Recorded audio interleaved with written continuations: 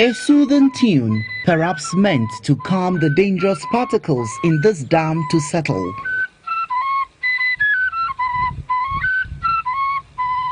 But with caution that the dam should not dry up, because residents here need it every day to keep their bodies and souls together.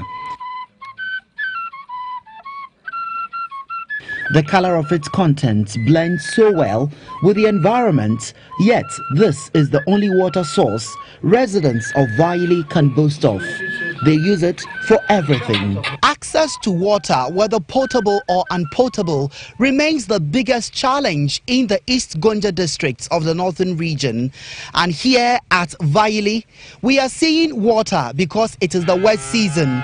But in the dry season, this place is reduced to complete mud, and for thirsty residents, they have to trek to far places in search of water. And as you can see, these cattle just had a field day. With the absence of boreholes and pipe-borne water, inhabitants in this sparsely populated community have no choice than to consume the heavily contaminated water with so much desperation and alacrity.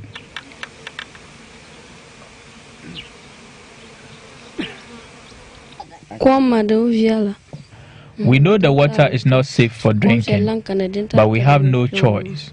Our body is used to the contamination.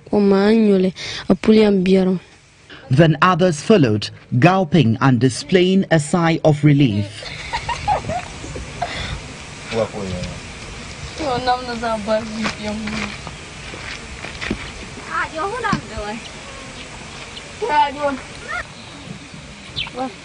But the residents here are not alone, as these cattle also dash in to get their share.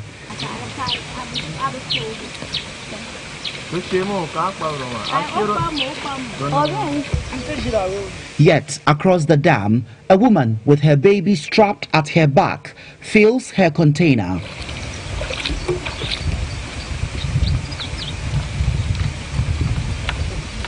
Then more cattle emerged to cool off the overheated throats. But the owners of these animals have no qualms, as they themselves also drink from the dam.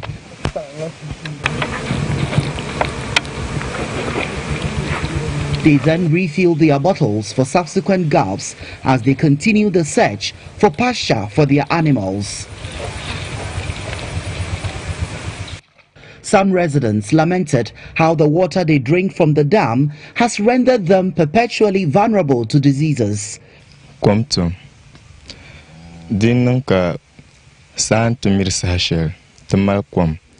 even lucky that this water is available for consumption. In the dry season, there's absolutely nothing to drink. It is about time the government came to our aid.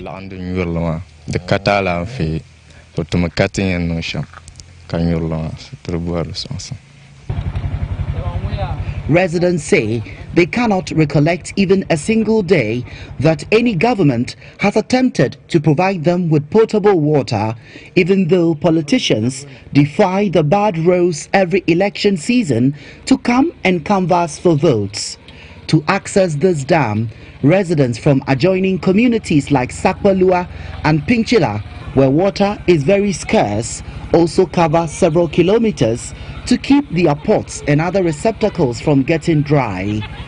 Attempts by the news team to get responses from the East Gonja District Assembly concerning the water challenges proved futile.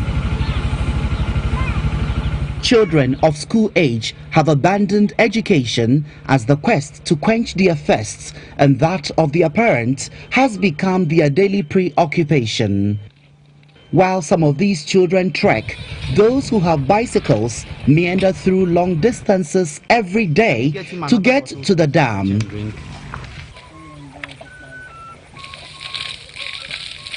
They fill and carry these receptacles whose loads are obviously twice their body weight. In fact, it is a daily routine that sees them visit the dam not once, not twice, but even more.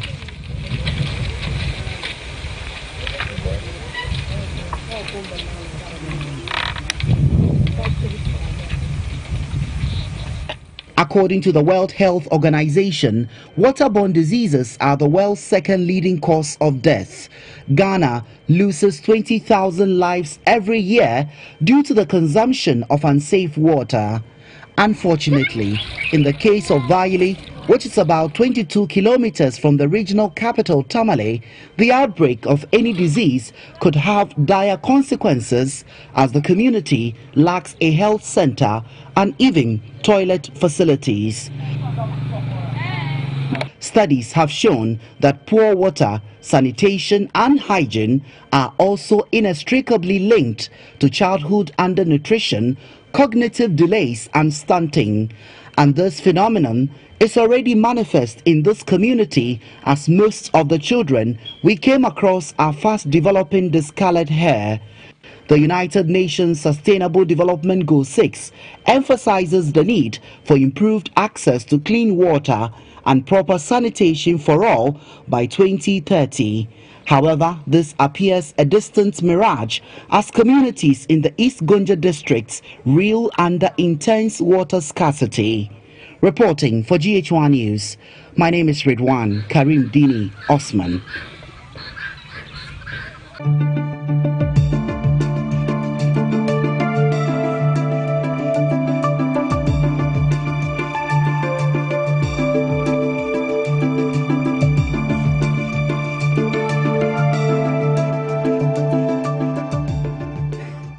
Incredible, the kind of water sources that they have to rely on every day of their lives. Do they do anything to the water once they get it from the stream?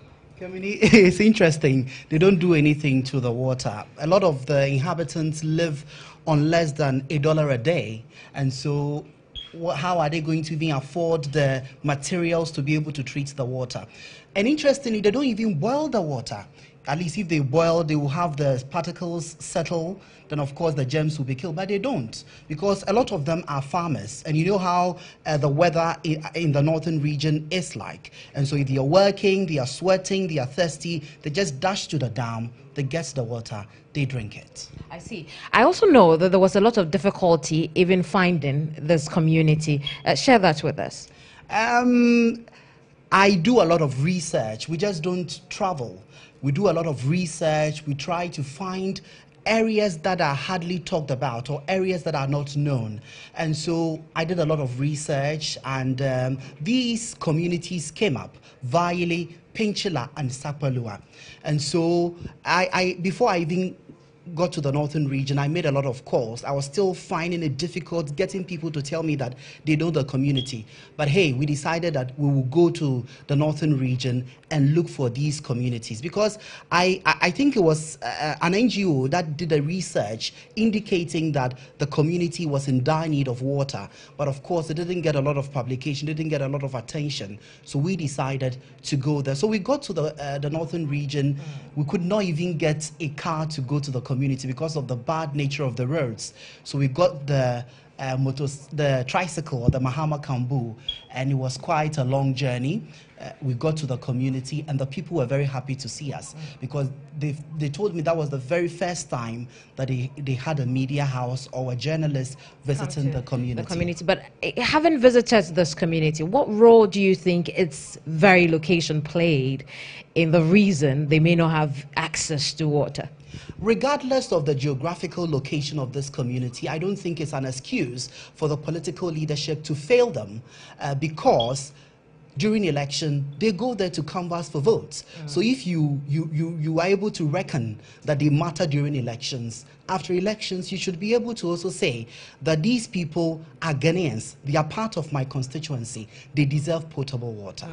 Let us know what you think. We are streaming live on GH1 TV's Facebook page. We are also live on DSTV channel 361. This is the Water Forum, our 6-part series on the water crisis in northern Ghana. We've just seen Voyeli, where the community members are having to share water with animals, and it's not clean water. It's very bad looking water, and in a bit would engage some of our audience, members of the audience here in the studio. But I'd like to acknowledge the presence of a few people. Donante is Director of Water Ministry. He's director at the Water and Sanitation Ministry. Thank you very much for joining us here. A round of applause. Next to him is the Northern Regional Minister, Ridwan. As Honorable Salif Said. Indeed. Honorable, I'm very sure that you are very conversant with the situation in your region. We'll take a few notes and comments from you in the course of this engagement. But next to Honorable Said is Victor Dodu. He's Director of Planning with telecom giant MTN. Right now, I'll move to our next story, Ridwan. Which is it? We are going to Ras Mubarak. He's a popular figure. We are going into his constituency. But Kamini, mind you, we invited all the MPs. Even yesterday, they indicated they were going to be here. So we are hoping that they come. We have not seen any of them yet, but we are hoping that they will come, including Ras himself. So we are going to Vagunda, a community in the Kumbungu constituency in the northern region, where residents have a similar situation. Let's have a look.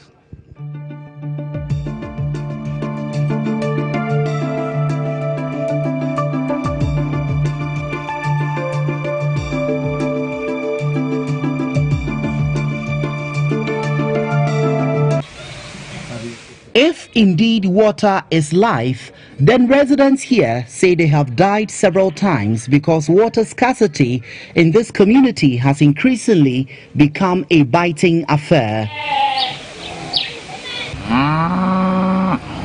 We are accorded a rousing welcome by these cattle, whom from the direction we saw them had obviously had a field day at the same dam residents depend on daily for survival. And as it turned out, mounds of cow dung and other animal waste decorated the edges of the only water source for residents of Vagunda in the Kumbungu district of the northern region. Our arrival in this remote village was timely, as residents had already begun their usual routine. Then we saw more women and children carrying all manner of receptacles as they made a stopover at the heavily polluted dam. The process started as they took turns to fetch the water.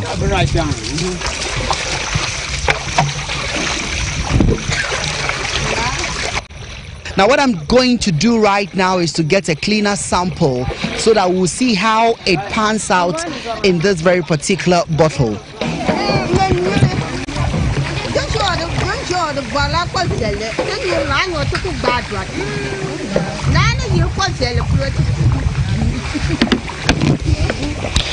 All right, and the moment of truth has indeed come. You can see the color for yourself. This, no uncertain terms, is not good for consumption, but residents have no choice. They have to resort to this every day.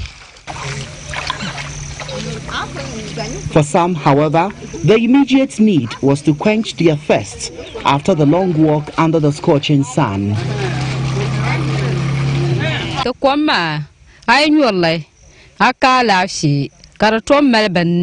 water situation is really sad. Sometimes we wonder whether we are part of this country. Look at the water. It always gives us health problems.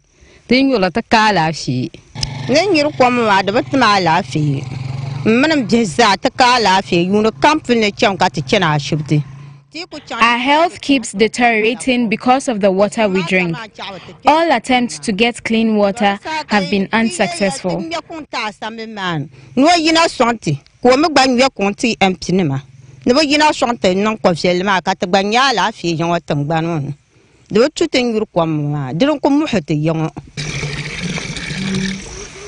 For those in adjoining communities where this sort of dam is non-existent, this young man supplies the contaminated water to them at a fee.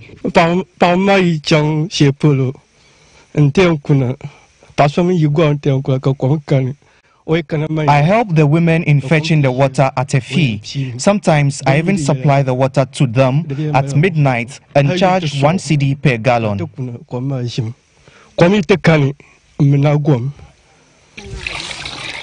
Leading global investment firm Goldman Sachs has predicted that the next world war will be about water, describing the commodity as the petroleum of the next century. Goldman Sachs also explains that water-related conflicts could engulf any country, whether first or third world. This water tension may not be far from Ghana, as it is not unusual in Vagunda to see residents quarrel among themselves as they scramble for water.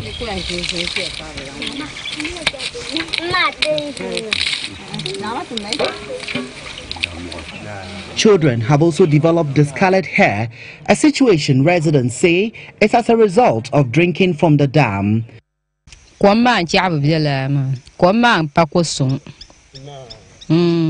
Look at our children and their hair color. This makes us very sad.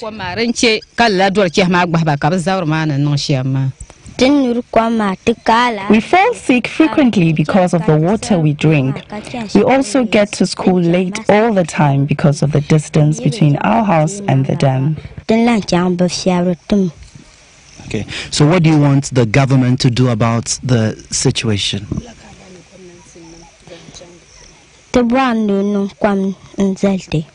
Okay, so you want government to come to your aid, to come and help the community. Is that what you're saying?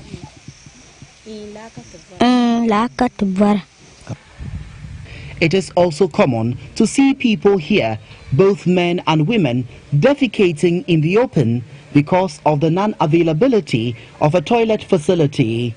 With a population of about 800 people, Vagunda lacks electricity and a health center to manage any disease outbreak. Spokesperson for the village, Al-Hassan Imoro, laments how persistent calls on the political leadership for potable water have fallen on deaf ears.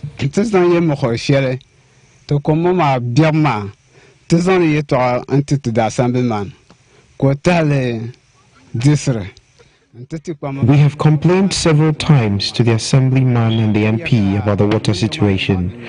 They assured us things will change, but nothing has changed.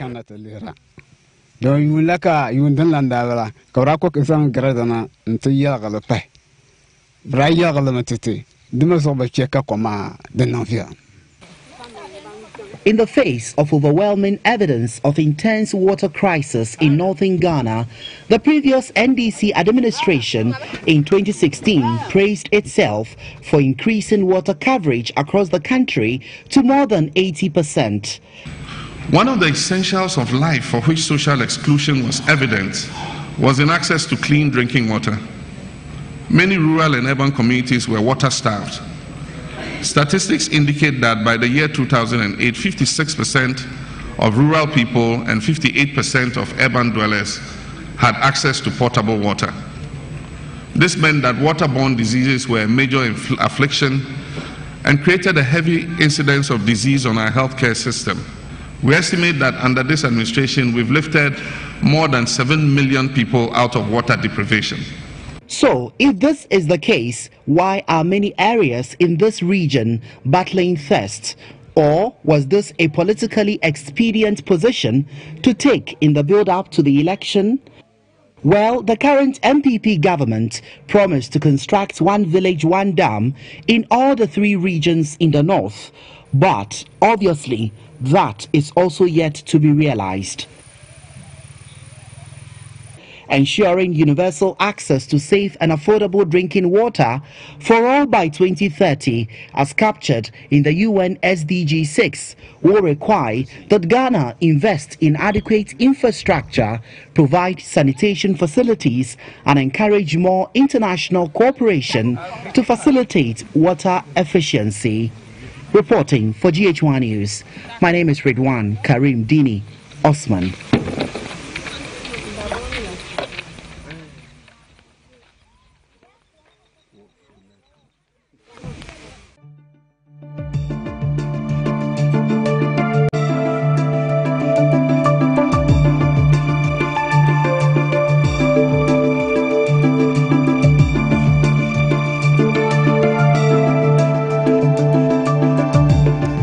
Isn't it heartbreaking? These are real lives, real people like you and me, but this is the kind of water they rely on every day. And you can imagine the quality of life they have. It's a forum, and so we'd want to hear from our audience members at this point. But before then, I'll acknowledge a few of members who are here.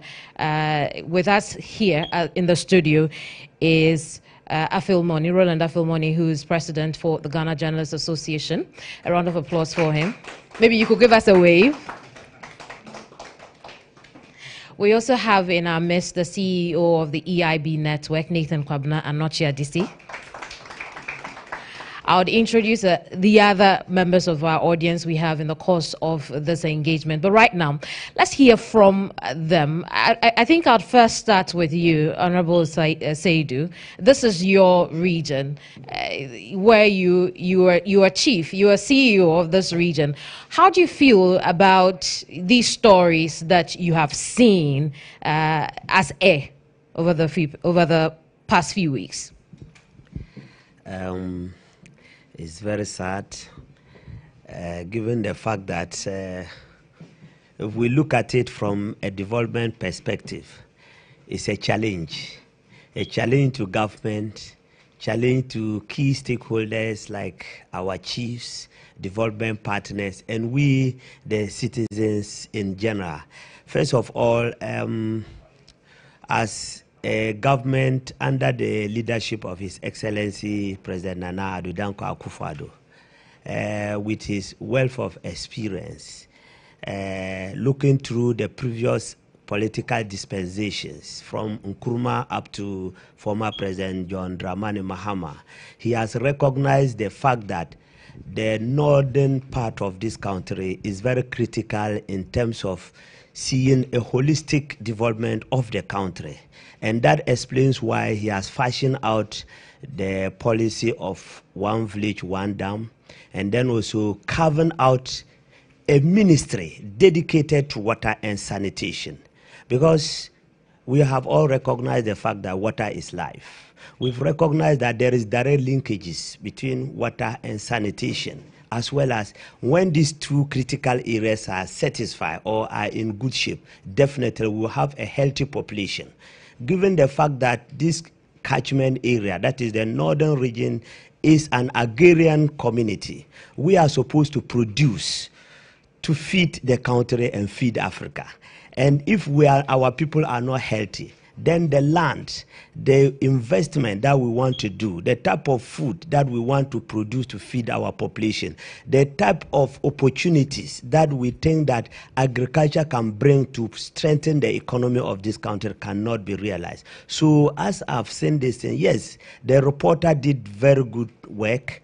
It's not just a fiction of anything, it's a real situation. So for me, as the chief messenger in the region, on behalf of the president, I want to use this forum to call on development partners like WaterAid and other UNICEF and all key NGOs who are working in the water and sanitation area to support government as a complementary function, given the fact that government have the responsibility, like His Excellency President Nana Addo Dankwa Akufo-Addo did, to announce the policy and even fashion out a ministry. But given the fact that resources is a big challenge to government, we as a government will do our part, but the resources will not be enough because the problems are huge. This is just a tip of an iceberg. A lot of the communities in the rural areas of northern region suffer this situation. Yes, so I thank the reporter and thank GH1 Ghana for taking the pain to search and then get into northern region, and they are able to scout out this needy, distressed community. And that is a replica of hundreds and hundreds of communities dotted within northern region. And I will also talk on behalf of the three regions, that is Upper East, Upper West. They also are suffering this situation. I'm saying this in the representative capacity of my colleagues, Upper East, Upper West, because even though I'm the youngest, they've made me their chairman. So we are calling on people to come in. Now, the issue of the one village, one dam is not just a fanfare issue.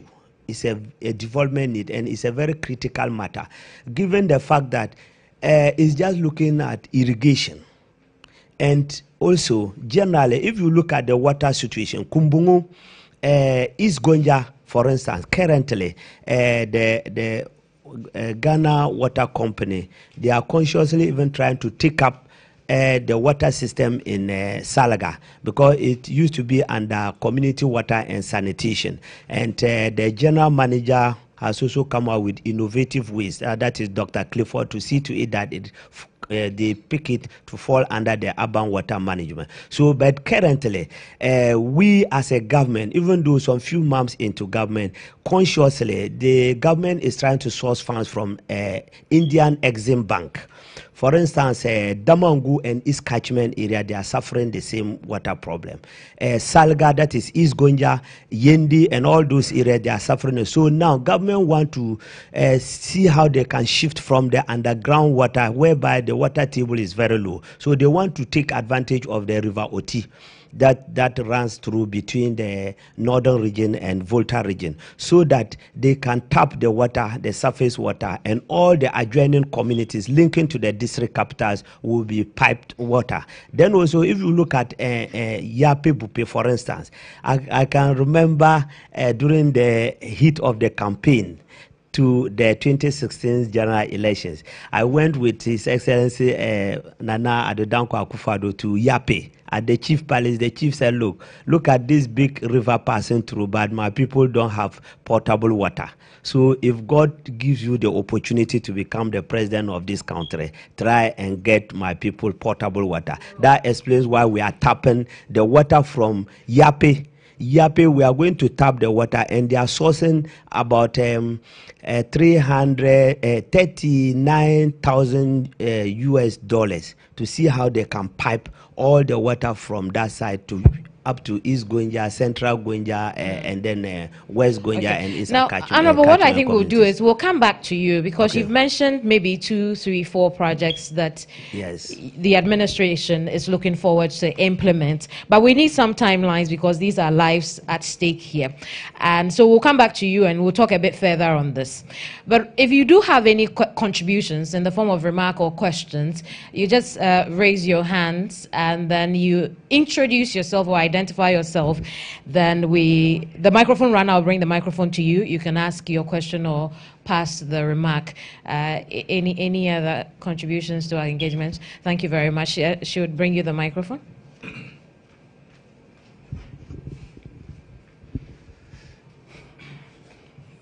Thank you very much for having the opportunity to be here in your nice studios.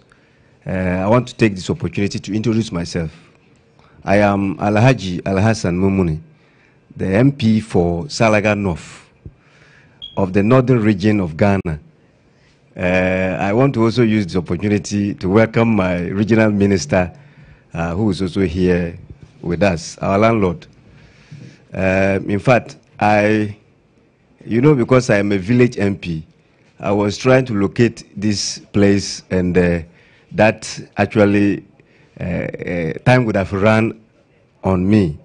But fortunately, GPS facilitated my movement here. So, yeah. I think that we all know that water is life. And we equally understand that there is the need for us to ensure that our people have enough potable water for their use. There was a report on my constituency, Voyili, Sakpalua, Pinchila, to be precise, by your network. And when I was given this invitation, I thought that because your reporters, and for that matter, what you do here, really would have to get yourself on the ground before you report. It was necessary for me to make time with you to also express my appreciation for bringing to fore, some of the things and challenges that we are facing. In fact, the Salaga North constituency is one of the newly carved constituencies during the 2012 period, and it is part of East Gonja. And the fact is that the water table in the Salaga North constituency is very low. In fact, because my regional minister have indeed worked as a district chief executive around that corridor, he's vested in what is happening. In fact, we have a very low water table. And so we've tried severally to get boreholes to be able to solve that problem, which is non-existent. And so I think that there is the need for us to holistically, buy into the idea that we should be able to do more, technology to be able to see whether we can still get underground water, or else for now we rely on surface water, which is not helpful. And listening to the regional minister and the program of government, I think that is laudable, because we have rivers around our corridor, and piping water 20 kilometers, 30 kilometers shouldn't be an issue. Alhaji, yeah, we'll come back, but okay. The three northern regions, again, have been those areas where a lot of money has been pumped as far as water projects is concerned. Yeah. So if we know that there is this river we can tap into and get some water, yeah, why haven't we used the monies we have got from our donor agencies over the years to do some of these projects? You see, our donor agencies have a focus. And as much as we know, because perhaps the use of people's taxes, they want to be conscious about, the amounts they use to be able to solve problems. And so they much were interested in underground water. And so in areas where there is rich underground water, it worked. But in our areas where the water table was low, you have given them those options. And that is why even in the Genton area, when the idea came that we should dig dams for the communities, in fact, I was fortunate to be the DCE then. I made an option that why not tap water from Tamale, which is very close to those communities. And they said if the assembly could add some more resources, they would listen. UNICEF had a program. And so we made some funds available, and water was pumped from Tamale to those 8 communities along the Genton area. And it's helping. So if we can now tilt towards what government is suggesting, that we have the Oti River and we have this white volta and black volta around those areas. Let's invest more to be able to pump water to these communities. Because, for instance, if you are piping water from Makango to Salaga, you have a lot of communities along the line. If you are extending the Tamale water system to the Palbe area, you have a lot of communities along the line that will benefit from that single project. So I think that we would equally buy into government's idea and encourage them to be able to execute that agenda of extending pipe-borne water to those communities instead of I'm sure we can engage further on this, but Auntie Kaf, I think I'd want to hear from you at this point. Kafu Nyako is with Water Aid, and just a few comments from you on this subject. Yeah, thank you for this opportunity. Water Aid has worked in some of the communities in Salaga. In fact, we supported the Salaga Senior High School to have water. And also we gave them some sanitation facilities that is powered by solar energy. And as the Alhaji was speaking, I was wondering, they need so much to pipe water from the Oti River to the communities there. And in the interim, what can be done for such communities? What about rainwater harvesters?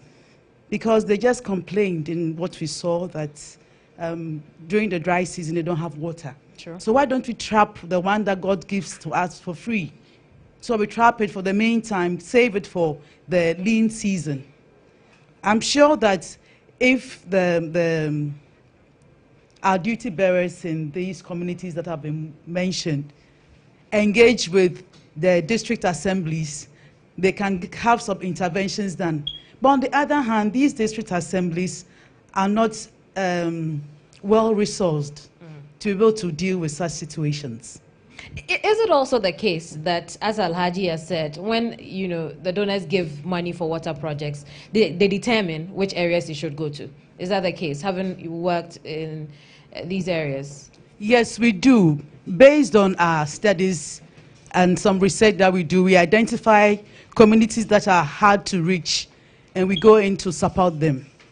So communities like Vogili? Yes. Yes, but yes. When we look at where we have got to now, these monies that you pump into the assemblies or you pump into water projects in the country have not got to these communities. Voile, Vagunda, they are all examples where the monies have not got to. From where you sit, why do you think we end up with these communities without water? We spend monies that are donations from kind people to support our communities, our rural areas. But if you look at the monies allocated to supporting WASH, a chunk of it is from the development partners. But I believe that it is our problem, it is our head, it is our pain. So we must donate more, we must invest more to deal with our problems instead of relying on development partners all the time. Very well, thank you very much, Auntie Cav. The CEO of EIB would want to share a few thoughts with us.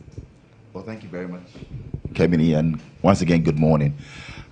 I believe that is a great documentary that we've seen, and I know more to come, 6 of them, and I'd like to, on behalf of the whole network, congratulate GH1 TV. Although as a part or a unit that is part of us, I believe that this is groundbreaking and is not going to stop at this.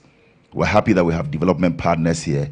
For me, it's instructive, and I believe that we have to go back to our Honorable Minister and have timelines. This is not going to be a talk shop. We are committed as a media house to follow up on this. And I believe we have a great team here. And we'd like to also salute Ridwan Karim for this great reportage, together with the GH1 News. I think they deserve a round of applause. But Honorable Minister, you have our support.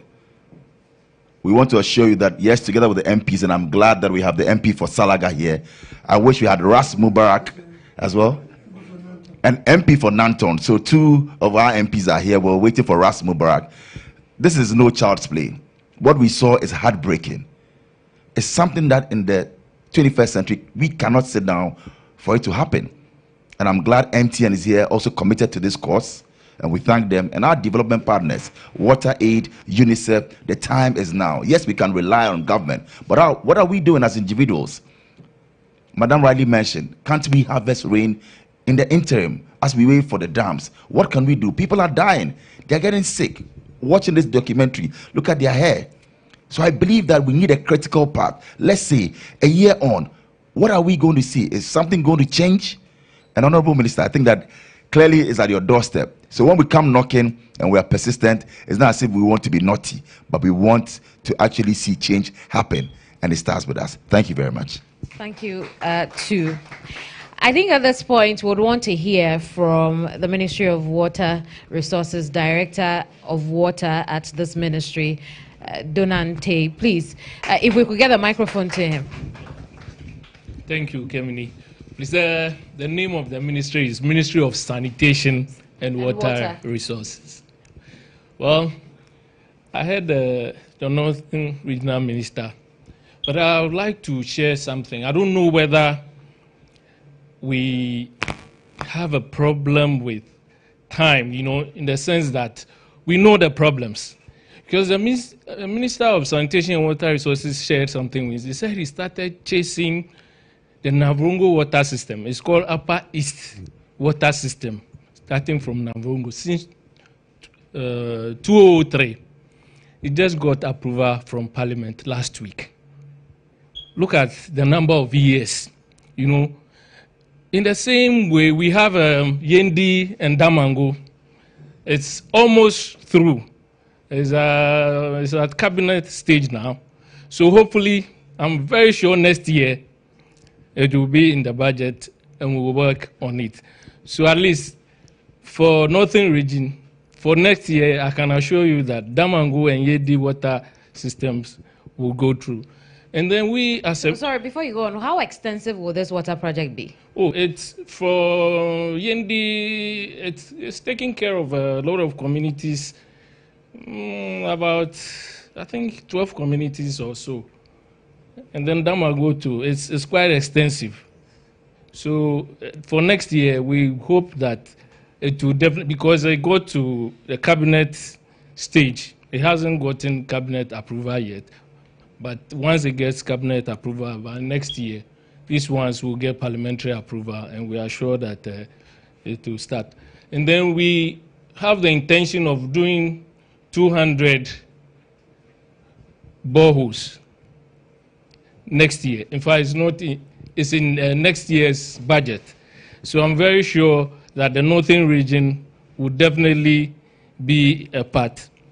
But have we mapped out which communities will benefit from this 200? Not yet. Okay. Not yet. But we'll do that in collaboration with them.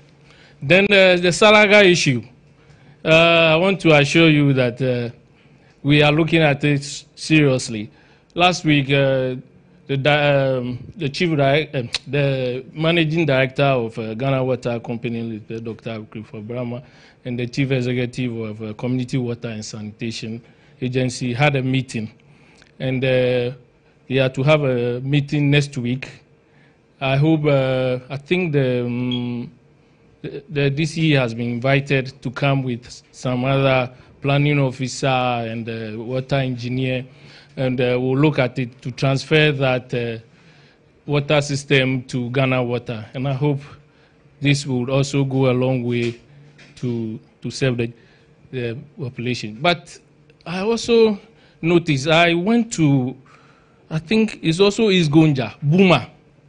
There's a town here known as Buma. And they have the same similarities like what was shared with us. You know, but the Canadians helped us to do a water system for them, but unfortunately, they are not using it. No, how do you mean they are not using it? I don't know why. There is water, clean water? Yes. It's a borehole. Alhaji, this is your area. Precisely a suburb. A suburb. It is under Salga South. Is it true, though, that after this facility was constructed for the community has shunned it? I overheard something like that. And that has to do with how they will power the facility.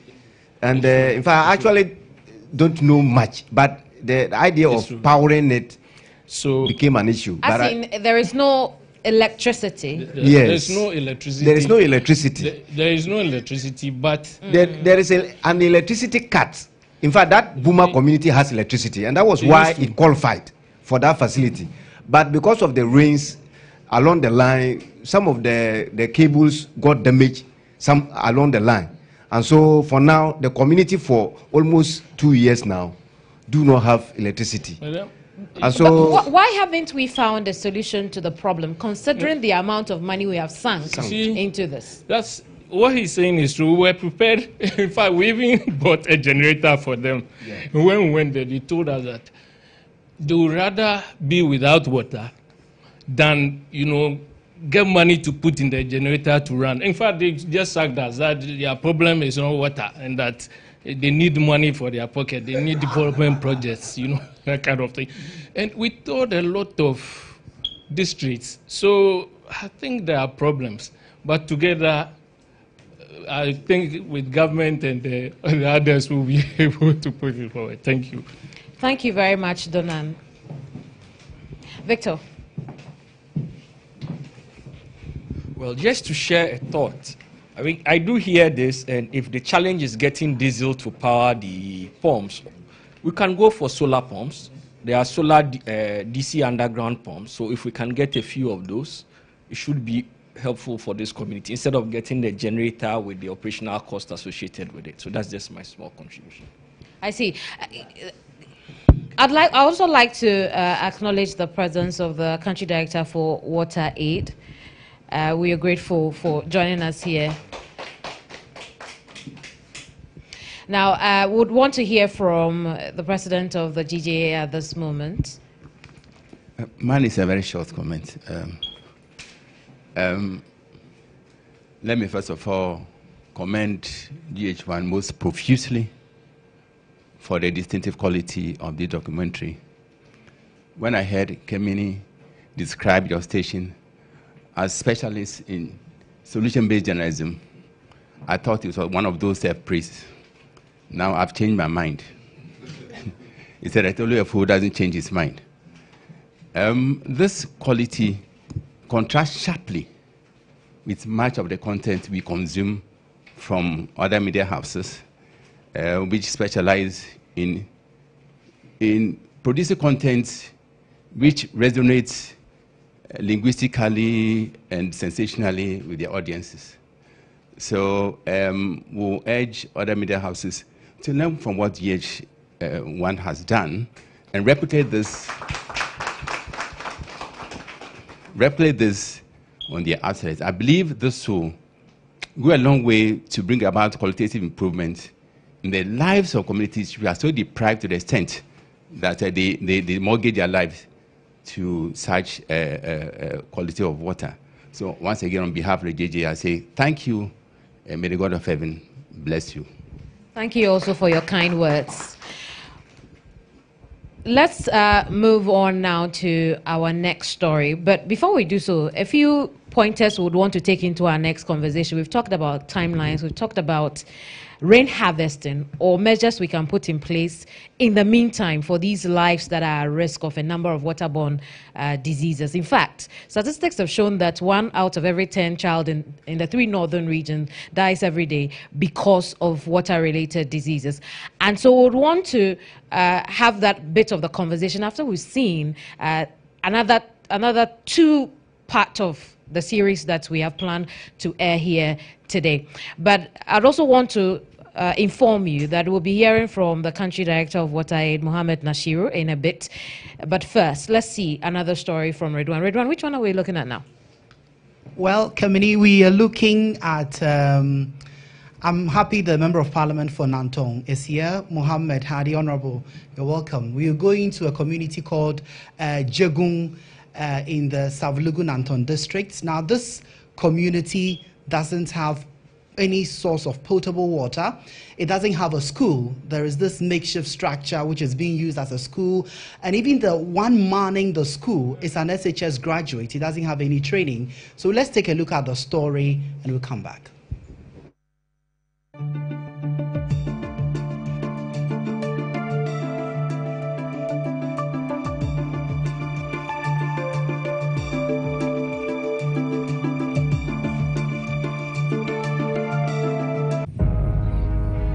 Over 600 people live in Jegung, yet this community does not have a school to its name. These young ones, on a daily basis, defy the limitations of childhood to access education.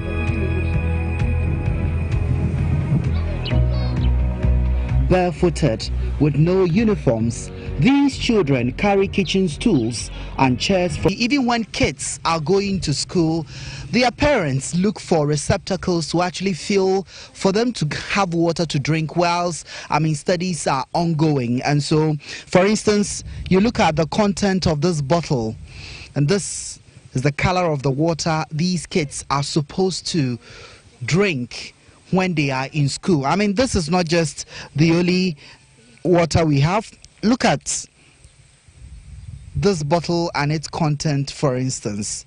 It tells you that indeed the water situation is at a critical stage in this very particular community. Let me also take this one.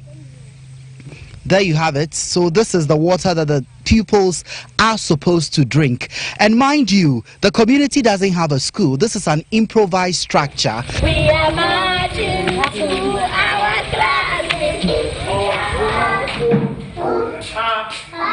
Idi Inusa takes these children through numerical and alphabetical lessons and charges parents of each child 2 cedis or 1 cedi a month. Do you have record of all the students? Yeah. Do you know all your students? Yes, I know them. All these people, I know them. I know their names. I know their houses. If they didn't come, I went and listen and visit and see what is happening to him and didn't come. I do that. Okay. And so I understand that the parents also contribute money and they give you. Yeah, they contribute. They are contributing to give me. If they didn't come, I didn't know what I'm going to do to them. I just want to help. It's not the money that I need. I just want to help them. But how much do you get from the parents every month? Sometimes 1 cedi each. Okay. 1 cedi. Sometimes 2 cedi.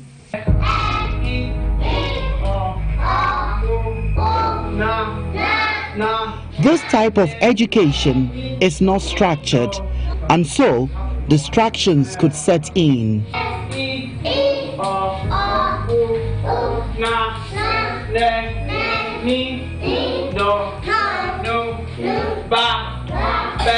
Absenteeism and lateness are also a common phenomenon.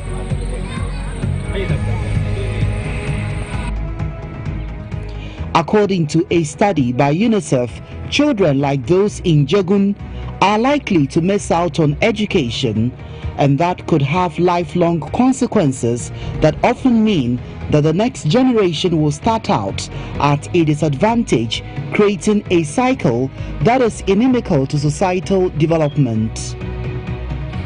Clean water and basic toilets are crucial to the survival and development of every society.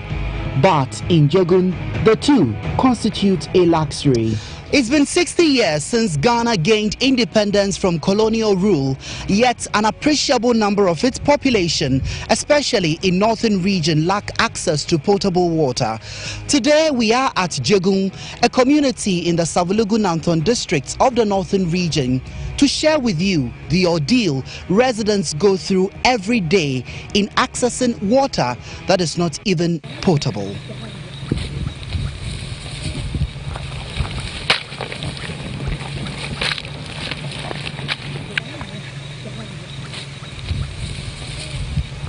The trek is long, tortuous and often very dangerous.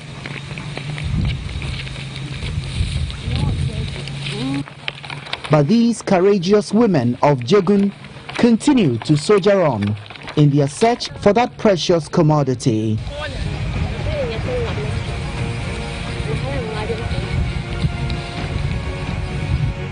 In the spirit of communalism, they chart their way through the deep forest, discussing farming and marital issues.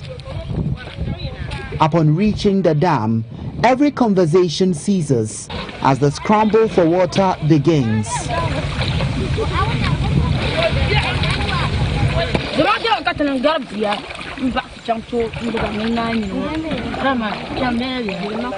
But hold on, do not cringe yet, because this is the color of the dam during severe drought.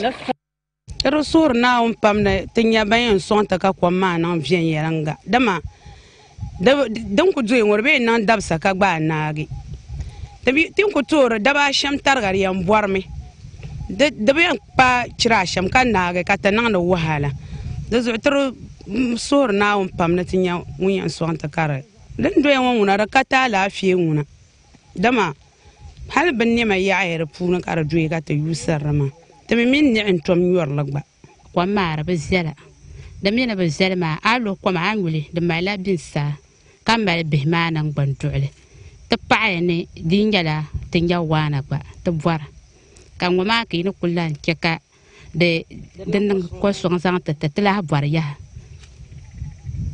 Due to economic hardship, residents are compelled to drink this obviously unsafe water without treating it. The few health-conscious ones resort to using their headscarves to filter the water.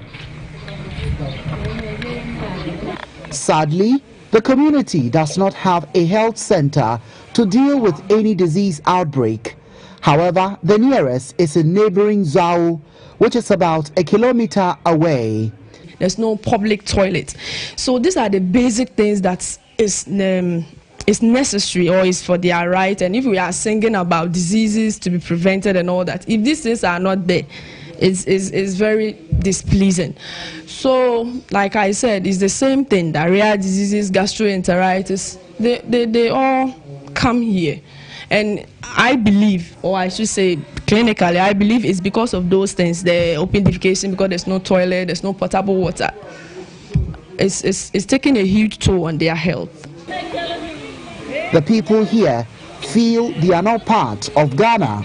They say the least government could do is to provide them with basic social amenities such as potable water and proper educational facility. Reporting for GH1 News, my name is Ridwan Karim Dini Osman.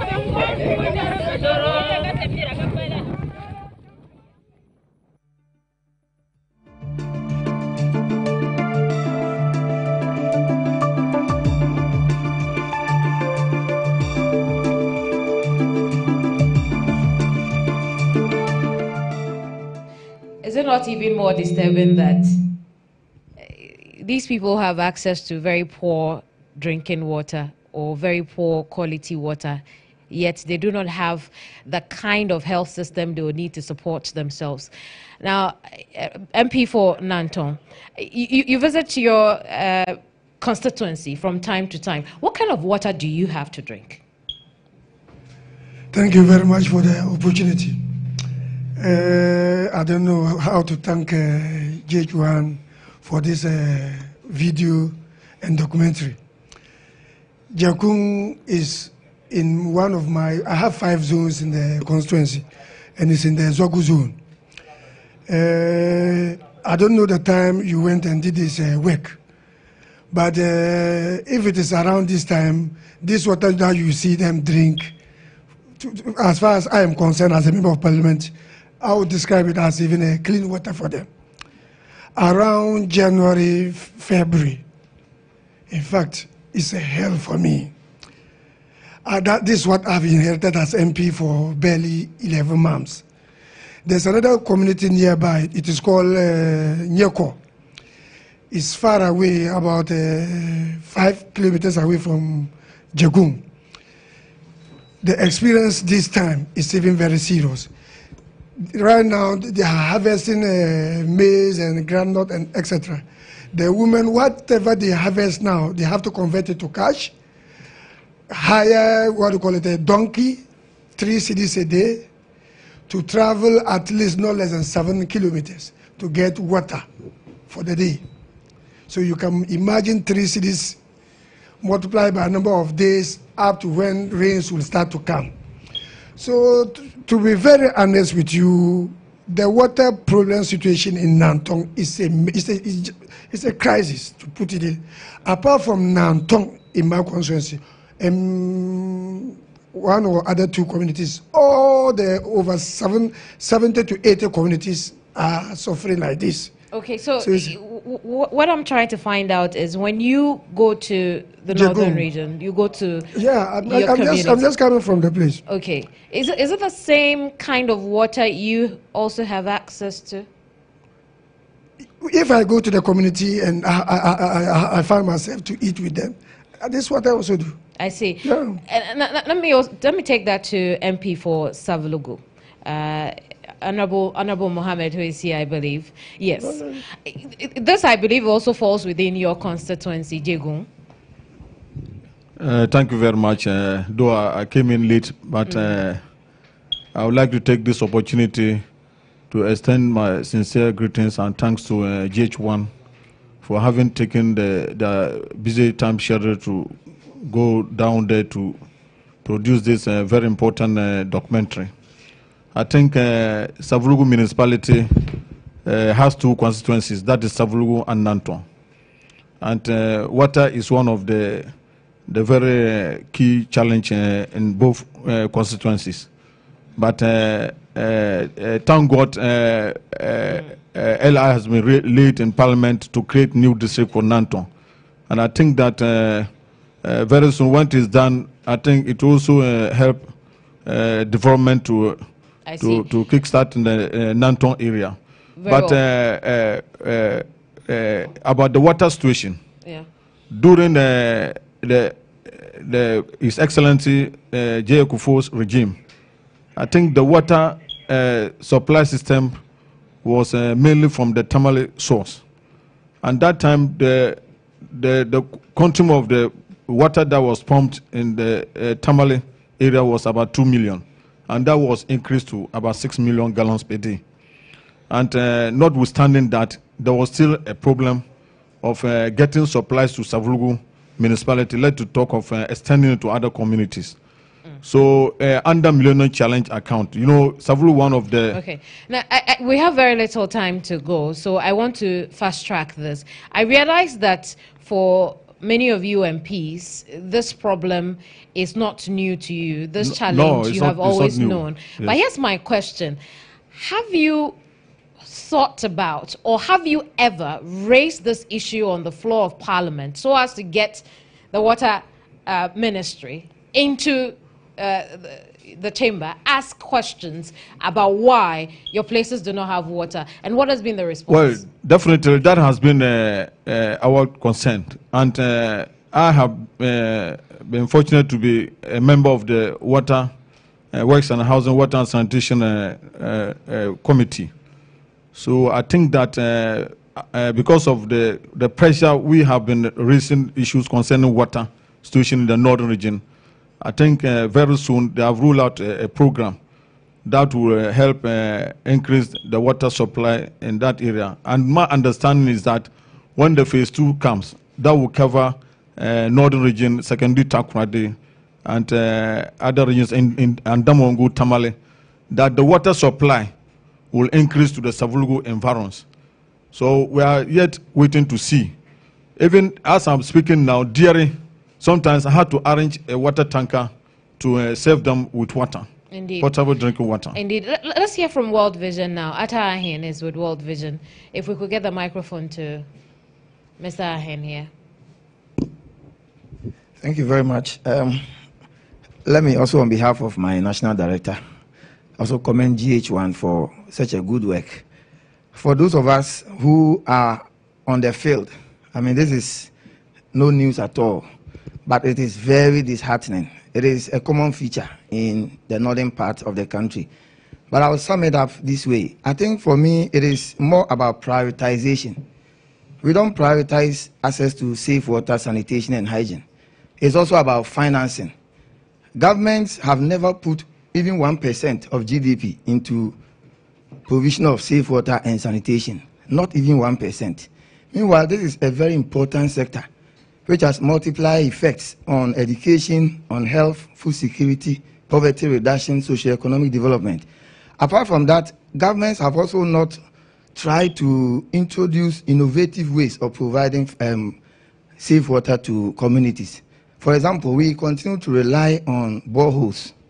Yes, boreholes are good, it is safe, but especially when we have high-yielding boreholes, why can't we look at them and mechanize them through solar so that a large number of communities can have access to it? Apart from that, we also think that the district assemblies are also not helping. And let's be objective here. District assemblies common fund, if you go in and you check how much goes into provision of safe water, you marvel. Meanwhile, there is such an essential commodity that, I mean, people need for their survival. And I think that going forward, we are doing our best as development partners. We cannot do everything, but government has the ultimate responsibility to provide safe water to communities. And I think that government should prioritize such areas which have such dire need of safe water.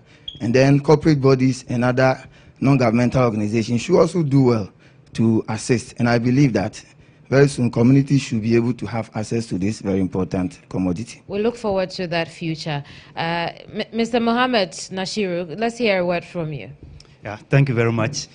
Maybe just to take a step back and look at some of the policy positions. If you look at the 1992 Constitution and the Directive Principles of State Policy, there's a clear statement that water is a right, and every citizen should have access to safe water.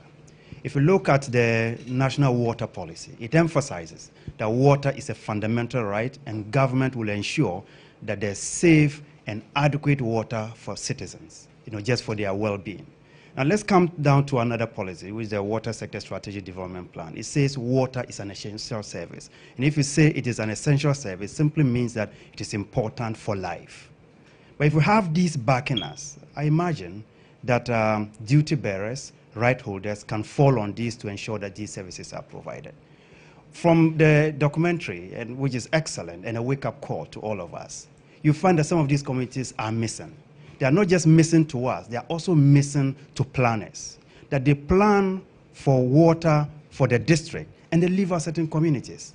If they don't know them, they will not plan for them. So these communities will wait forever and not have the access. Somebody needs to bring them to the attention of the district authorities. There are 2 or 3 things that are not acceptable. One is saying that districts don't have enough resources. A small district probably gets, say, 500,000 Ghana cedis to prioritize for services to be delivered in the area. If water is a priority, they would pick water and provide some services. That is one. 2, the same districts have the right to collect taxes locally, and they have the prerogative of applying the resources to whatever they consider a priority. If water is a priority, they will direct resources to that service. That's 2. The third one is around technologies. I mean, why do you provide a water system that relies on ECG, which is never functional? That is a non-starter. There are so many other technologies, as what World Vision just mentioned. If it has to be powered by solar, solar is only expensive if you look at the capital outlay at the beginning. Once you get that going, so many months of sunshine, it's practically free for them. And the time that we have little sunshine, then you go for what Kafui mentioned, rainwater harvesting. It's stored up and comes down through gravity, free. So there are so many options that we are not tapping into. And I think we need to be serious about policy action, get citizens to have a strong voice to engage the local government. They tell the assembly person does little. Or the assembly person reports to the MP does little. Or the MP does something and says, I've done enough. It's not enough until everyone, everywhere has access to safe water. So Mohammed, I get the impression from what you have said right now that the core of the problem is from the local government level, the MCEs, the DCEs, who are not prioritizing water. How do we deal with that? I think there are 2 things. At the beginning of every planning phase, in fact, we have medium-term development planning programs, 3, 4, 5 years. If you plan and you put water as a priority, you have 1 or 2 things to do. First is ensure that you lobby to get enough resources from the center. 2, that when you also generate resources locally, that you proactively apply to these priorities. That's 1. Second is getting development partners, and Kafui and World Vision have raised this. If you tell me, as an institution, I represent WaterAid, and we've been around for over 30 years. We've extended services to at least 2 million people. If you tell us that indeed this is a critical area, if you come in with, say, 100,000, we'll match that with 50,000, I will come. But if you wait for me to come and deal with that problem 100%, I'll tell you are not serious. I'd rather go to a district that is ready to put forward some money, then we can build on that. Then they can own and manage that facility. Provided 100% free, the same thing will happen. They will abandon it. So that's what we're looking at. So it sounds like the lives of those people in the northern region, or of our brothers and sisters in the northern region, has been taken for granted, because we have the DACF. You're also talking about internally generated fund from them. I mean, one could argue that these people are poor. They may not necessarily bring in the money, but you get a DACF. If you meet halfway with the development partner, you get a project. So for the fact that, someone sitting somewhere is taking for granted a life in the northern region, the fact that, let's add the fact that water is, you deny somebody water, you deny the person a very fundamental human right. what should those at the central government be doing to make sure that that person who sits there at the local government level, the DC, the director of environment, or whoever is at the assembly is working? Very important question. And let me just mention this. I'm very pleased that we now have a lead ministry. A ministry, one single institution that covers both water and sanitation. It didn't used to be the case in the past. I expect the minister, and he's been very proactive about this, to just ensure that, that those who work within the decentralized system in terms of the delivery of services are actually accountable. You say you are going to extend water to, say, 20,000 people in a year. At the end of the year, I want to hear exactly how many you have extended to. If you do less than that, you should be able to tell me, we did 110,000 out of the 20,000. The 10,000 we couldn't because of ABC. Then they know that there are some practical challenges they can support you with. But if they don't call them to account, they'll make the promise today, they fail to deliver, and nobody holds them accountable. Until they hold them accountable, have performance-based rating, it will still be the same story. I'll take a few other comments, but let me take this information to the Sanitation and Water Resources Ministry.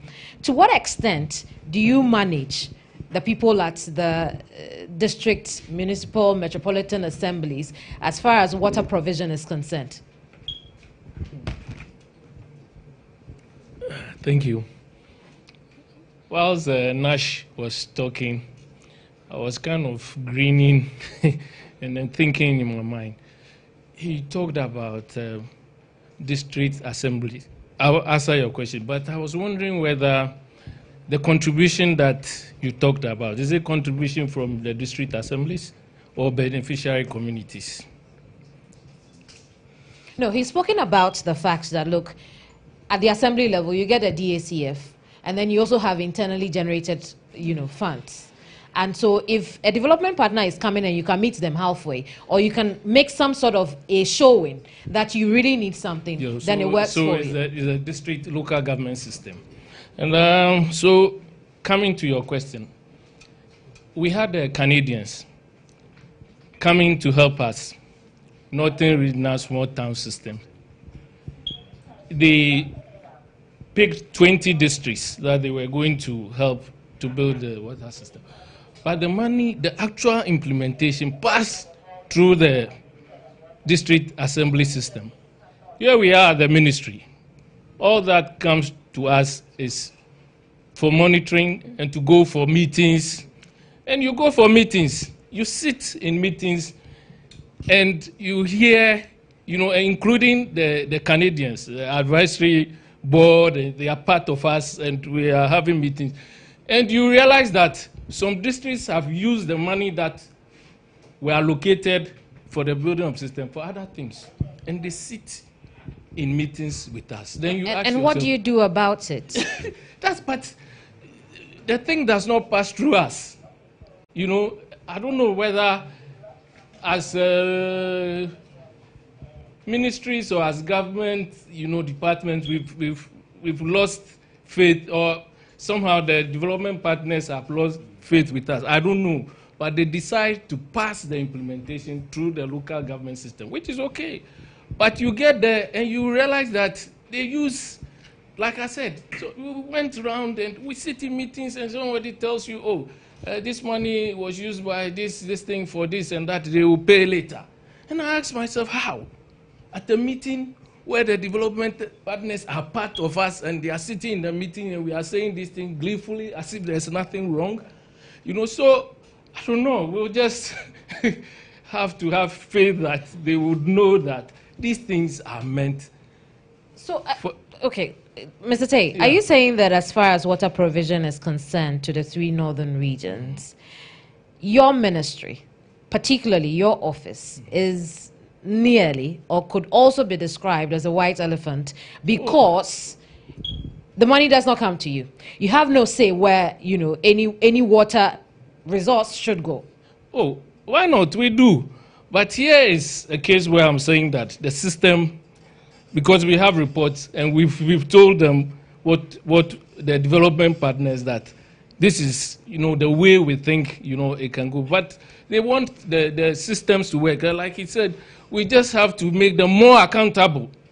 the district assembly system, those who are really in charge, we have to make them more accountable.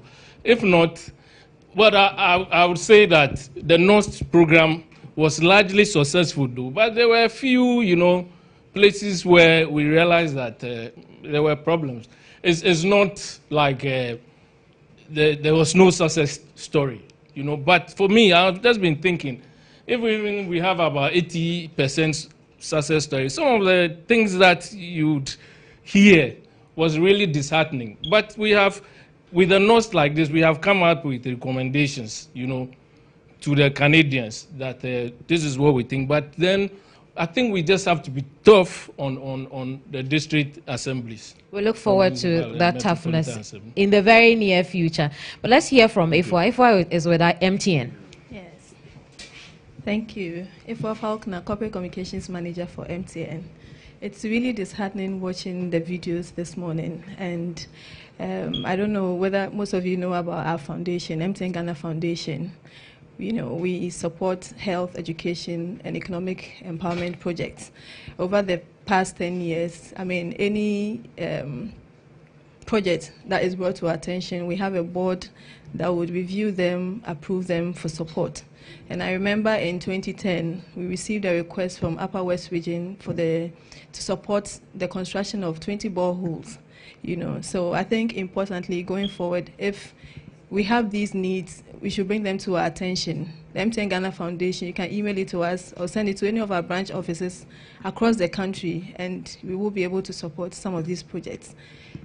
I think that's about it. Thank you. Well, thank you very much, MTN. Yes. Our last story, I'll come to you. We'll hear from you before we move on to our last story. It may have very little to do with water, but it also shows the extent of neglect of the 3 northern regions as far as telecom operation is concerned. But before we move on, we talked about the fact that in the meantime, what do we do for these people who are drinking very green water? Water you would not even use to flush your toilets at home if you're here in Accra, most likely. So I'll take it to the Northern Regional Minister then. In the meantime, what can we do for children in Voile or Jegun or Redwan, what's the last one? Vagunda. What can we do for these children who are very vulnerable in those areas? This time, let me stand up there. The issues are so heavy that I have to stand to get extra energy to be able to talk.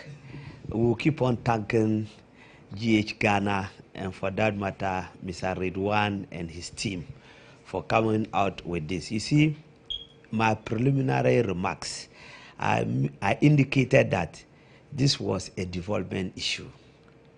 It is not a political issue like we have seen politicians do in this country. You realize that we have both majority MPs and minority MPs here, but there is a convergent point. We are talking on consensus basis with regards to this issue. We need to appreciate the fact that we are coming from very traditional communities or society. Northern region is a community that the issue of modernity and modern education and really in a crisis situation. So we want to call on MTN Ghana Foundation as well as Water Aid and other development partners to really double their step. Fortunately, we want to take the politics of Ghana to another level. I'm happy to hear solution-based journalism. We also want to provide solution-based political leadership. Try to see what is it that we can do to partner. The media gives visibility and awareness to the public. We are duty bearers. We will have to collaborate strongly with the media and development partners so that we can see how we can use synergy to address these very threatening problems. Honorable, I'm happy you have called on MTN, World Vision, and Water Aid. Yes. But how about you, the duty bearer? Yes. Who at the end of the day will collect our taxes? Yes. And collecting the taxes mean that we should benefit from some social interventions or social amenities like water. Very basic one. So what can the children of Woyili, Jegun, and Vagunda expect from you? Yes. From the person who takes the taxes at the end of the day. I don't pay my taxes to MTN. Yes. Very good question. You see, in all of these things, it needs leadership. And that explains why today, from here, I'm going to Kumasi. Farmers' Day is ongoing. I'm supposed to go and deliver my speech after this. But the important, when I got the invitation, I said, no, I need to suspend everything and be here. And that is why they are also here. Looking at this thing, one, my presence here, I am eager to go back and assemble all the MMDCs, that is the Metropolitan, the Municipal and District Chief Executive, and the Country Director of Water Aid, Mr. Nash. He hit right on the nail at the right point. The district assemblies, fortunately, I have been a former DC before. Under former President Kufuor's time, I was a District Chief Executive.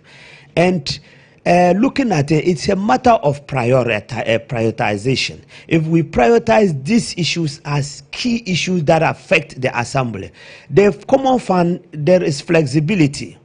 They can come up with this, look, in our medium term or even in the immediate term, for instance, for the financial year, we are ready to use this part of the money, and then the donor partner will come. So if we can provide counterpart funding. You through your speech. Yes. So what I get is you'll be meeting the MMDCs in your region. And I will challenge them to take it as a critical matter. They will come in, and then we invite the development partner. Great. When will we hear from you next? Yes. That is why we have something we call Moli series. I have tasked all my colleagues, Upper East, Upper West area. We are calling on development partner. We'll be getting his invitation letter. We want to call all the donor partners to come for a forum, development forum of that net. Then we'll prioritize our problems. This issue will come on top. Then they look at it and we say, look, we want to avoid duplication. Government doesn't have enough resources. There are other players in the system, development. What is it that we can do so that we prioritize this, and you put your money together? If you can tackle Savulgun Nantong district with your money, water and sanitation, you take Bimbila Yende, where I'm coming from. Said. The water problem, Salga and all those things. So, and then Salga North and South, because our MP2 is here. So, in fact, it's a very critical situation, and we will have to come as a think tank, development think tank, to see how we can use synergy to address this crisis. So now problem. we are all agreeing that the low water bed is no longer a problem. We need to find innovative ways of sending water to our brothers and sisters in the 3 northern regions. But give us a day. When are you holding this meeting? This meeting will do it before the end of the year. That's too vague. Give us a day. Yeah. You are going to Kumasi now. So yes. When will you hold that meeting? So we'll follow up with you. Yes, we will be sending you we want to get the confirmation from the key development partner, because they will give true meaning to it. We have sent a signal to them. We want to get, but we will hold it before the end of December. As a very, and we invite GH1 Ghana. One appeal that I want to make, maybe we are just about winding up. If this reports, these documentaries, if you will not restrict it to your station, and you can't play it in other network, but you will own it. They play it because it needs to come to the attention of the general. But this is a very serious matter, and I'm ready to invite you. We will support your trip to Northern, and if you can do some forum for people to see in Northern, I will invite the district chief executives to come, and you do it before them. It's very, very important, so that they can put counterpart funding to any donor or development partner who will come in to pick some of these problems to support. Very well. Well said. Okay. And thank you very much. I know you have something to say, but let's move on to our next story. When we open the floor again, we can talk about this. This time we are talking about telecom. Yes, and we are going to Belasinya. It's in the Gushegu district of the northern region. We invited the MP, but I'm not sure he is here. And Honorable, I know you have a very crucial assignment as well, but just wait and watch this one. This is the last part of the stories that we are showing you. For the sake of time, we can't show you all the 6, but this is the last bit. Let's go to Belasinya and see how the people there make a simple phone call.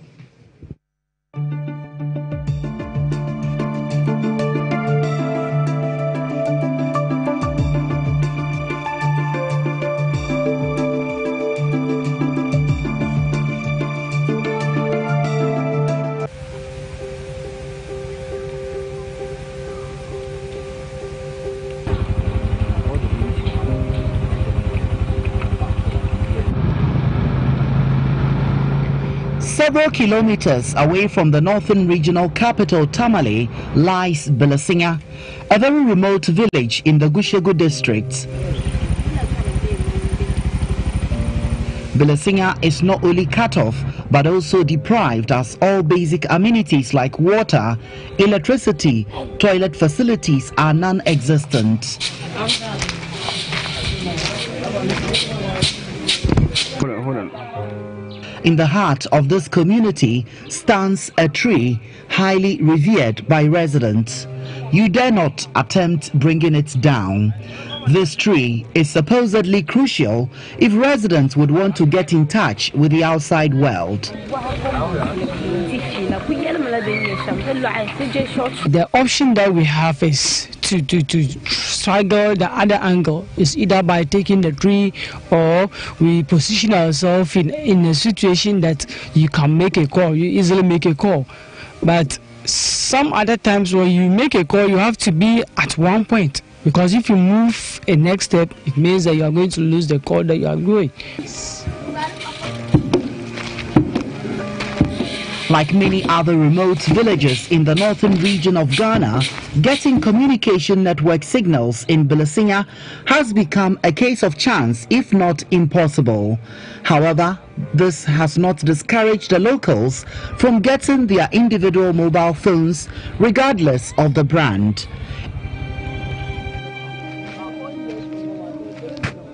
It is 3 in the afternoon, a period residents say the network hardly fails under the tree. They emerge from different corners of the village, indicating that a search for network signals has indeed begun.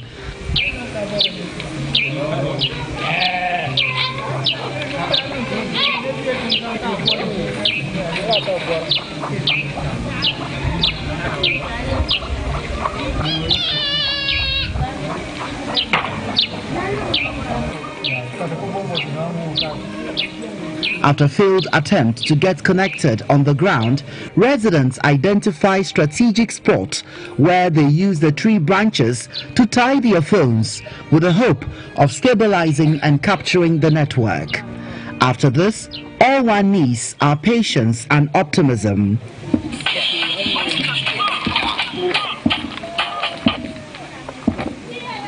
Hello? Hello? While all this is going on, some have already secured seats on top of the tree. Belasinya gets talking here. Hello? Hello? How be your core?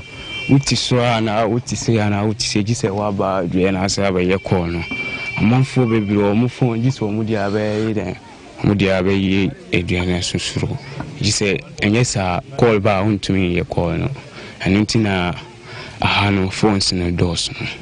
This is a daily exercise that is not always smooth sailing.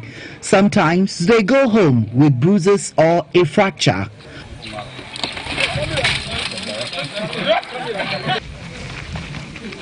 But sometimes too, impatience coupled with desperation sets in, and these residents take their pursuit to another level by trekking nearly 8 kilometers to other areas where the network signals are quite stable.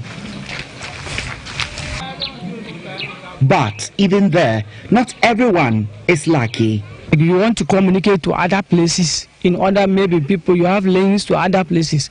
Maybe, but if you realize that where you are, you have no network, you cannot do anything, you will be forced to move to that place, to a place that you think you can get a network. So we are appealing to the institutions, especially government, to come to our aid, networkers and other things. They should come and help our people out of that thing. According to residents, many people, including pregnant women, have died while giving birth at the hands of traditional birth attendants when that one phone call could not get through to the nearest ambulance service provider. Residents here don't have a toilet facility. They don't have electricity. In fact, they don't even have a source of potable water. But these are the least of the concerns they have. What they want is to be able to make that important phone call in times of emergency.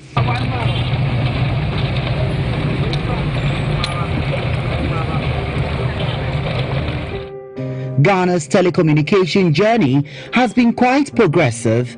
However, successive governments have over the years paid lip service to digital inclusion in unserved and underserved communities in the country, a situation that continues to widen the already yawning inequality gap between those in rural and urban areas. Back in the national capital, Accra, we sought some answers from the Communication Ministry. We are now looking for the funding to be able to do that. With the IMF stuff going on currently, it makes it difficult to get credit to be able to expand connectivity. But we're considering other arrangements, and I know that before long, within the next couple of months, those conversations should crystallize, and we should start rolling out an integrated network across the country, government-led, by the middle of next year, hopefully. The total cellular and mobile voice subscriber base in Ghana as of April 2013 was 26,591,124.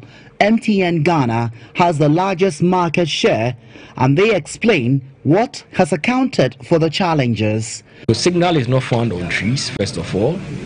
The signal is supposed to be concentrated in a particular location at any point in time to serve the people. From what you're describing, it appears that they're going chasing signal that is not supposed to be to cover them. So once the list comes up from DFEC as a locality that needs to be covered, like we indicated earlier, we'll look at the requirements and what it takes to give proper coverage in that locality, and that will happen. What we can do from our end is to look at what actually is happening technically on the ground and see how we can help optimize the network to be able to give them some form of network until the permanent solution is acquired. But we still have to work together with GIFEC to be able to give them proper coverage. The UN Sustainable Development Goal 9 focuses on building resilient infrastructure and fostering innovation, particularly through increasing access to ICT. Achieving this target by 2030 in Ghana will require a more holistic and inclusive approach in dealing with challenges in areas like Belesinga. Reporting for GH1 News, my name is Ridwan Karim Dini Osman.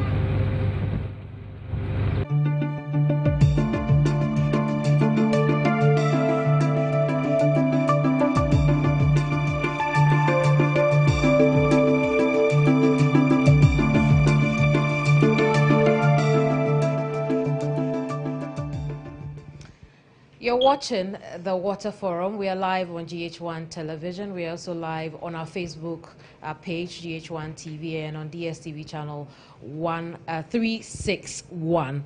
At this point, we've moved a little away from water and talking about telecom operations. It will appear that our brothers and sisters in northern Ghana are left behind in nearly every aspect of development. So let's talk about why suddenly a mast has been exchanged for a tree, and so they would have to climb a tree in search of good signal. MTN is here, thankfully, biggest stakeholder as far as the industry is concerned. And so I'd go to Victor first, because Victor, we saw you in the documentary. MTN is everywhere you go, as you say, but why are you not going to Belesinga? Well, first of all, we did say that we'll be everywhere you go, and we are very committed to ensuring that every Ghanaian gets a decent connection. But you will agree with me that you cannot do that in one go, so you have to do them in phases. At this point, I just want to share what we've done so far in terms of rural connectivities. This year alone, we've done 85. We still have 100 at different stages of completion, so in the next 2 months, you should see another 100 come up. Within the next year, we are expecting at least 300 more of such rural locations to be covered. The challenge is we can't do that all alone. We need to work with GIFEC, as I indicated earlier. We need to work with the district assemblies in terms of permitting and all that. The earlier we get the permits and approvals to build, the easier or faster it is for us to help connect our brothers in the deprived areas. More often than not, you see connectivity or site builds coming in at big challenges in terms of acquiring permits, because today people see it as a business for the private sector and are not really helping us move that agenda forward. The big challenge is we go through a lot to get the infrastructure in. Today we are all saying that it is a critical service. So if it is indeed a critical service, we need all stakeholders to come together and help us get to those areas much faster than we are doing today. And at the same time also, whenever we put the telecom infrastructure in, I would plead with all here and out all Ghanaians in general, that the way we protect any utility within our corridors, we should ensure that we are protecting the telecom infrastructure the same way. Because every time we take out a service, it is a brother, a sister, a cousin down the line who is getting disconnected, and it would end up in situations like what we saw. Now, I'd want our development partners like World Vision and Water Aid to share with us. I mean, for someone watching, would want to argue that, look, I think water is more important than telecom, or perhaps, well, these people don't even have electricity. Why do they need cell phones? I'd want us to look at the impact of the unavailability of this technology in that part of the country on the quality of lives these people could have. But before then, the Northern Regional Minister has to take leave of us, so we'll take his concluding remarks and then let him go. Yes, first of all, on behalf of the chiefs and people of Northern Region, I want to thank GH1 TV network for taking the pain to come and even pick up some of our critical development issues to sell it out to even we as stakeholders and then also the whole country and beyond. This is what we expect from institutions like your type. The other thing is that we will take this thing seriously. Beyond this forum, I will want us to have a conversation beyond this, so that we see how we can translate this thing into full action and getting solutions to this problem. Apart from that, I will want you to do more of those things, because we have a lot of those problems. And if we, the politicians, are talking, sometimes it doesn't get even much this, but institutions like yours. For your presence here this morning. But thank you. Let's come back to the conversation now. Mr. Nashiru. Let me also use this platform to thank World Vision, Water Aid, and what. You see, sometimes people want to say that you at the early stages. Let's do it quickly. Yes. The concern is that why is it that they are hearing that a lot of NGOs, they are putting monies into the north, especially the water sector, and the problems are not getting solved. The issue of Northern Region, if you look at Northern Region, it's 3 regions put together. Bron Ahafu, Eastern Region, and Greater Accra put together is Northern Region. Eastern Region, Greater Accra, Volta put together, that is the size and the problems of Northern Region. So what do you see the donor agencies doing? Most of the times, the NGOs, they do in getting solutions to the water problem, they are into 2 phases. We have the software and the hardware. The software aspect is what the NGOs do more. That is the animation, the community mobilization, the education, try for them to understand and appreciate that if you are drinking this type of water, it affects your health and all the implication on education, on children and mothers and what have you. But the hardware has to do with putting the physical structures, and that is where government and other agencies will have to come with money to put up this structure. So the NGOs had did not been because of the education, the software components they are doing. In fact, a lot of lives would have been lost. So thank you very much. Thank you too. Mr. Nashiru, let's hear quickly on why it's important, from you, on why it's important that telecom operations work better in the northern part of the country. Okay, thank you very much. I think legally we have rights to life, rights to education, right to health, among other things. And people need to be connected. It's very, very critical. You have a situation where in a health facility that there isn't even a communication gadget to allow nurses to communicate with higher facilities if there is a complication and lives are lost as a result. You know, this is something that needs to change. It can't continue to happen. The second is we can't look at water as an isolated issue. Water is linked to health. It's linked to education, it's linked to well-being, among other things. So communication is very, very critical, you know, to have communication in the northern region, so the region and those districts and communities there would be able to connect with other regions and so on. Otherwise, again, it's like an isolation of a particular region or a particular community, and that's not allowed. I think going into the future, when a facility is going to be developed, health, education, we need to ensure that water is provided as an integrated thing, and communication the same. Well, thank you very much, Mr. Nashiru. As you may well know, the purpose of this gathering or this engagement we are having today is to find some solution for to the water crisis in northern Ghana.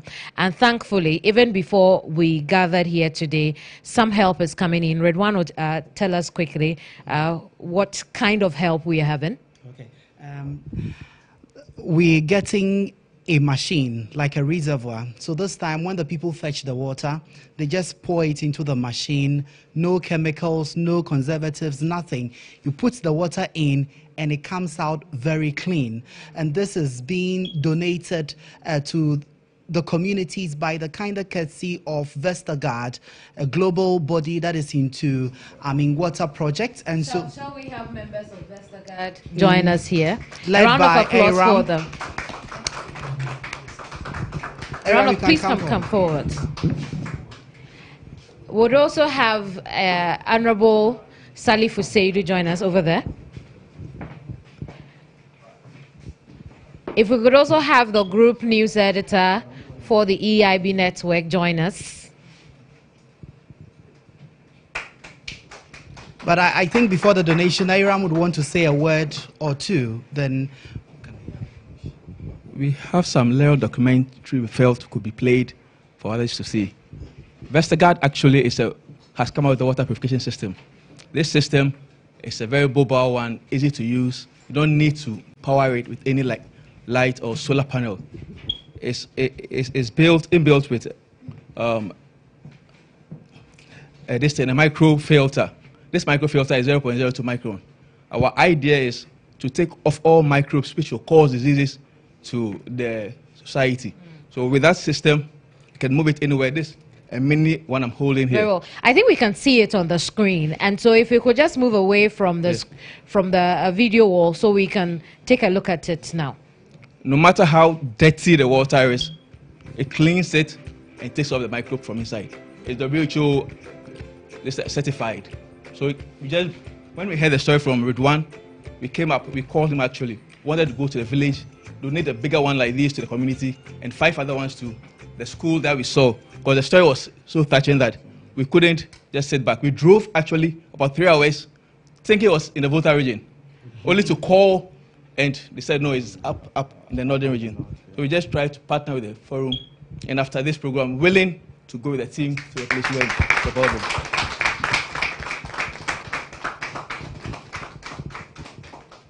This is wonderful. Yeah. And I'm happy that Northern Regional Minister is here. Maybe we can invest more into this as part of our innovative ways of doing things for or bringing water to our brothers and sisters in the north. A round of applause again for Vestergaard. So let's do the presentation quickly. I have a ceremonial presentation done. Did you bring a copy of this here? When we spoke with the team, they were telling us that they want us to take it to the village, which we're willing to do. Yeah, let's do a ceremonial handshake to signify that we have taken receipt of this. You have a smaller one around your neck, so maybe you can present that. All right, maybe. It's like a straw. It's a straw. Thank you very much. Please.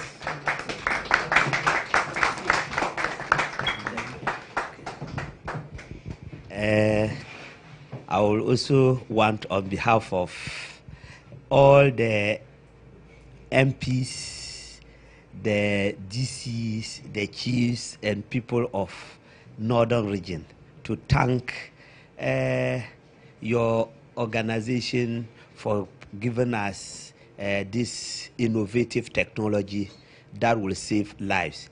I think that when we use it, and the efficacy level is up to the knowledge of the beneficiary community. That is, if they are able to use it by themselves and see how effective it is. We will also introduce one needy community, one this technology. Thank you very much. Thank you very much, Honorable. Thank you very much. Thank you very much, Vestergaard. Thank you, Honorable Seidu. Mrs. Bashan, you can't go yet. Just a quick closing remarks from you as we end the engagement. Kemini, thank you so much. I think we can do it mega for Kemini. She's done an awesome work, and significantly, I guess, for Ridwan, can we show him our biggest support? Thank you so much. It feels good to be part of a winning team, you know, and we have committed ourselves. We've said a lot about redefining journalism, running stories not just as touch and go, but staying on the stories, expanding the scope of the stories, interacting with the duty bearers that have the power to make changes. We want our stories not to just be sound bites on radio, on TV, and online, but that at the end of the day, we can see solutions, and I'm so excited. This, like Ridwan said, is solution-based journalism or advocacy journalism. I believe it has come to stay. GH1 is doing more of this, but I'm also very excited that it's not just about bashing the duty bearers. Dante, who is a very good friend, personal friend of mine, sorry that you're sitting in this hot seat. Personally, I wanted to also bombard you with a few questions sitting there with my butt itching.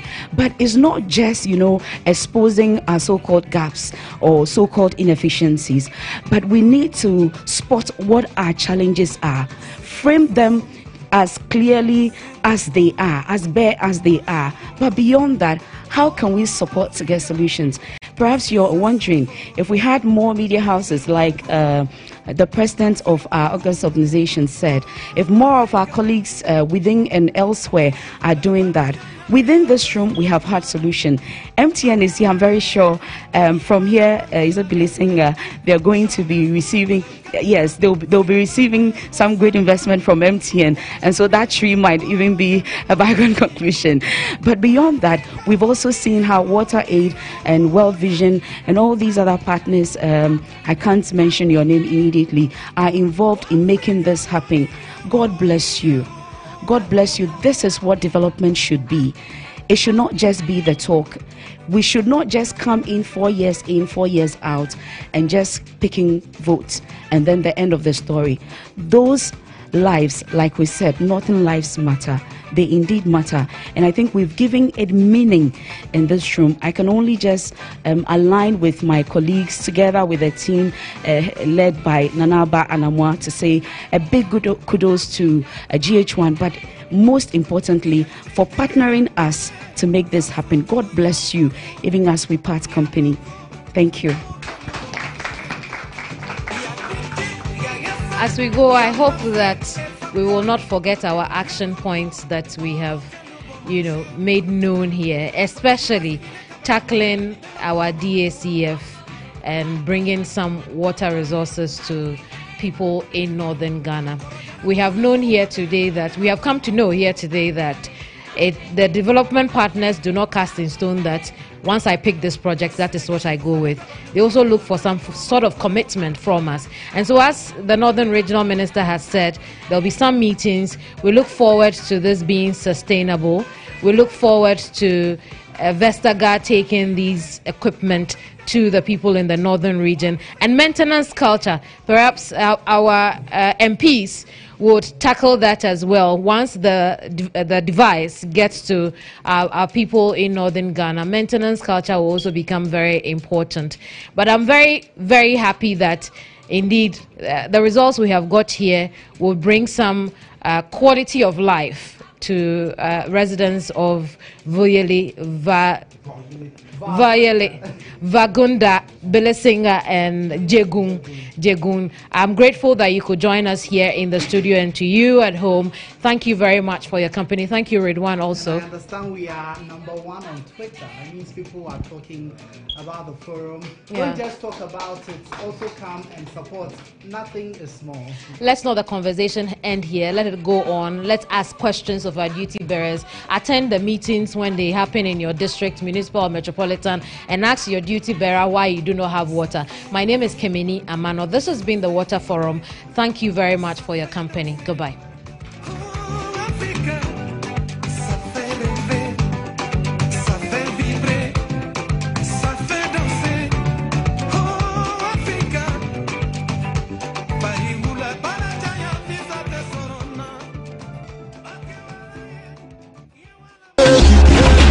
One big stage, over 40,000 fans. The lights, the sound, and the cheers. It's more than music. It's an experience. More than a concert. It's a gathering of stars. Shatta Wale, Stonebwoy, Samini, Ebony, Fancy Gadam, Gift Yourself, Kitty, Kwame Eugene, Lil Wayne, DJ Viroski, DJ Lord, and DJ Mono live in concert. Say you love me. The venue, the Ghana Post GPS, GA 1118662. Download the app and locate the venue. That's GA 1118662. 1st December 2017. Come experience music like you've never been before. For a cool 10 Ghana cities only. The gate open from 6 p.m. sharp. S Concert is powered by Star 103.5 FM with support from Storm Energy Drink, Power Papa, Expert Savings and Loans, Ghana Post GPS, Accra City Hotel, Hotel Limited, with media partners Live FM, GH1 TV, Ago TV, Kasapa FM, Daily Heritage, Ago FM, Ultimate FM, Ebusia FM, and Empire FM. The S Concert Neon Edition, a night with the real stars.